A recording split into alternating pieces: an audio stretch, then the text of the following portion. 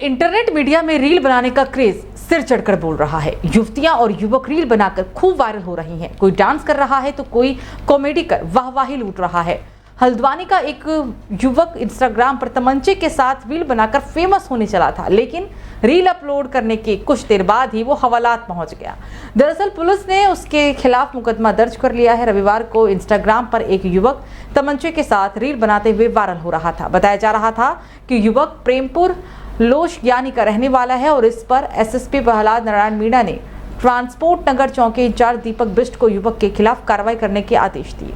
आदेश के 1 घंटे बाद ही चौकी इंचार्ज ने आरोपी को ढूंढकर उसे 315 बोर के तमंचे के साथ गिरफ्तार भी कर लिया। हालांकि युवक का नाम प्रेमपुर लोशज्ञानी निवासी दीपक अधिकारी बताया जा रहा है। उसका कहना था कि इंस्टाग्राम पर रील अपलोड कर वो फेमस होना चाहता था। उसे लगा था कि तमंचे के साथ रील डालकर ज्यादा लाइक मिलेंगे, लेकिन ये भूल गया था कि इससे वो जेल भी जा सकता है।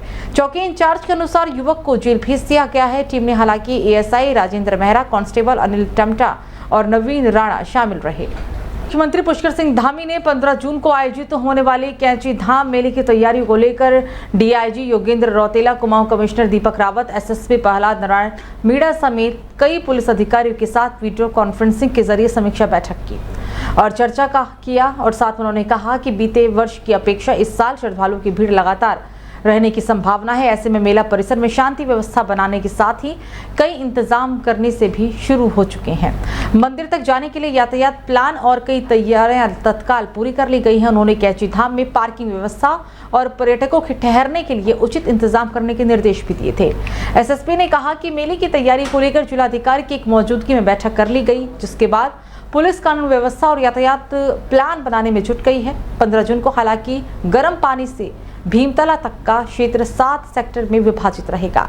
करीब 300 वाहन शटल सेवा के लिए लगाए भी जाएंगे और साथ ही 14 और 15 जून को भीमताल से कैंची धाम की ओर भारी वाहनों का आवागमन भी प्रतिबंधित रहेगा। फोर्स की मांग समेत कई तैयारियां शुरू कर दी गई है। अगले 1 महीने तक एक बैठक कर तैयारियों को अंतिम रूप दे दिया जाएगा। तो चारधाम यात्रा को लेकर हर साल श्रद्धालुओं की संख्या में लगातार वृद्धि हो रही है और इसे देखते हुए चारों धामों के साथ ही यात्रा मार्गों से लगे स्थलों का भी धारण क्षमता का सरकार आकलन कराएगी। मुख्यमंत्री पुष्कर सिंह धामी ने बीते दिनों सचिवालय में चारधाम यात्रा, मान सखंड मंदिर, माल मिशन, कैंची धाम और पूर्णागिरी की व्यवस्था की समीक्षा के दौरान अधिकारियों को इसके निर्देश दिए और साथ ही चारधाम यात्रा के चरम पर रहने की अवधि के लिए विशेष योजना बनाने को भी निर्देशित किया। मुख्यमंत्री ने कहा कि मार्गों के साथ ही राज्य के तीर्थाटन और पर्यटन को देखते हुए महत्वपूर्ण स्थलों में पार्किंग समेत मूलभूत सुविधाएं विकसित करने से संबंधित प्रस्ताव भी आवास विभाग को भेजे जाएंगे। उन्होंने ऋषिकेश, कर्णप्रयाग रेल सेवा प्रारंभ होने से पहले रेल मार्गों के अलावा कर्णप्रयाग और उसके आसपास के क्षेत्रों में भी पार्किंग और कई सुविधाओं के लिए कार्य योजना बनाकर काम करने पर जोर दिया है। उन्होंने चारधाम यात्रा के सुचारू संचालन पर संतोष जताया और अधिकारियों से कहा कि हमें आगे भी यात्रा को इसी मनोयोग से सुव्यवस्थित रखना चाहिए। उन्होंने कहा है कि चारधाम यात्रा के लिए ऑफलाइन पंजीकरण 31 मई तक स्थगित है। यात्रा के अनुरूप इस बारे में आगे निर्णय ले लिया जाएगा। तो उत्तराखंड में गर्मी का प्रकोप लगातार जारी है। पहाड़ों में लगातार बौछारों की असर भी अब देखने को मिली है। देहरादून में लगातार पारा चढ़ता हुआ दिख रहा है। भीषण गर्मी से दूनवासी हलकान है और फिलहाल राहत के आसार भी नजर नहीं आ रहे हैं। बीते सोमवार को देहरादून का अधिकतम तापमान 40 डिग्री सेल्सियस से अधिक रहा, जो कि सामान्य से 5 डिग्री सेल्सियस अधिक था। न्यूनतम तापमान की बात की जाए तो यहाँ पर 5 डिग्री सेल्सियस की वृद्धि भी बनी रही। आज देहरादून में आंशिक बादल छाने को लेकर मौसम भी शुष्क बने रहने के आसार जताए गए हैं। बुधवार को यानी कि आज कहीं कहीं बौछारें पड़ने का भी अनुमान है। उत्तराखंड के मैदानी क्षेत्रों में भीषण गर्मी से जनजीवन प्रभावित हुआ है।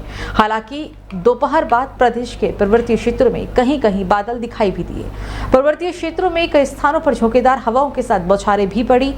देहरादून और आसपास के क्षेत्रों से भीषण गर्मी ने बेहाल करा हुआ है। अगले कुछ दिन गर्मी से राहत मिलने के बिल्कुल आसार नहीं है। लगातार 2 दिन से ज्यादातर क्षेत्रों में अधिकतम तापमान 40 डिग्री सेल्सियस से अधिक दर्ज किया गया है।